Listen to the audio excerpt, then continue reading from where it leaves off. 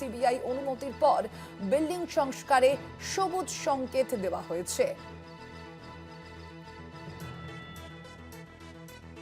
ফের আরজি করে চালু হচ্ছে ইমার্জেন্সি মেডিসিন। আমরা এই বিষয়ে কথা বলবো, আরো বিস্তারিত জানবো। আমাদের সঙ্গে ফোন লাইনে রয়েছেন প্রতিনিধি রমিত বন্দ্যোপাধ্যায়। রমিত, কি জানতে পারা যাচ্ছে এই বিষয়ে?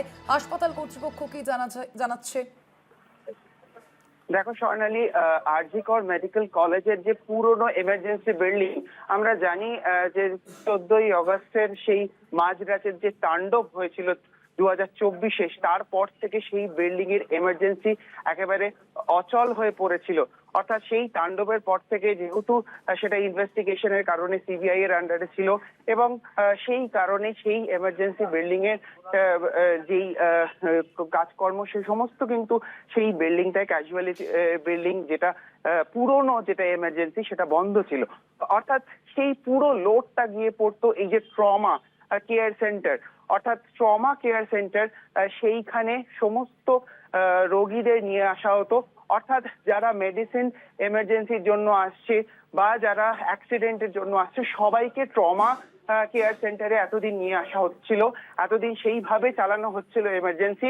সেই ক্ষেত্রে যেটা দেখা যাচ্ছিল যে এই ট্রমা কেয়ার সেন্টারের ওপর প্রচন্ড চাপ পড়ছিল। এখানে ট্রমা কেয়ার সেন্টারটা এমনিতেই খুব ছোট জায়গা এবং সেই জায়গায় শুধুমাত্র যারা অ্যাক্সিডেন্টে আহত হয়ে এসছে যাদেরকে ট্রমা কেয়ার প্রয়োজন আছে তাদেরকেই নিয়ে যাওয়ার কথা, কিন্তু মেডিসিন এমার্জেন্সির পেশেন্টরাও সেখানেই নিয়ে যাওয়া হতো।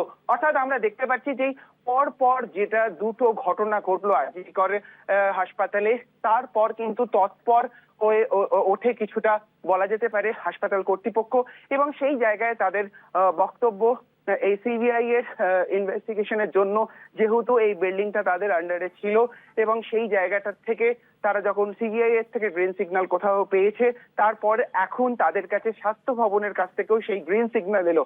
অর্থাৎ খুব দ্রুত চালু হতে চলেছে সেই পুরনো এমার্জেন্সি বিল্ডিং যেটা এতদিন বন্ধ হয়েছিল এবং সেখানে এমার্জেন্সি মেডিসিনের যেই ফ্যাসিলিটিস যেই সেটা পুরোপুরি কার্যকরী হওয়ার জন্য 1 মাসের মধ্যে চেষ্টা করছে হাসপাতাল কর্তৃপক্ষ। তাদের কাছে বরাদ্দ টাকা এসেছে এবং সেটার দ্রুত সেটা নিয়ে তাদের মিটিং চলছে। পিডব্লিউডি তার সাথে সাথে বিভিন্ন অন্যান্য যে দপ্তরের আধিকারিকরা রয়েছে তাদের সাথে হাসপাতাল কর্তৃপক্ষের ইতিমধ্যেই কথা হয়েছে বলে তেমনটাই দাবি এবং খুব দ্রুত কিন্তু সেই এমার্জেন্সি বিল্ডিং এবং এমার্জেন্সি মেডিসিন যে পুরনো সেই বিল্ডিং এর সেই জায়গা সেটা কিন্তু চালু হতে চলেছে আরজি কর মেডিকেল কলেজের, এমনটাই দাবি কর্তৃপক্ষের। ধন্যবাদ তোমায় রমিত।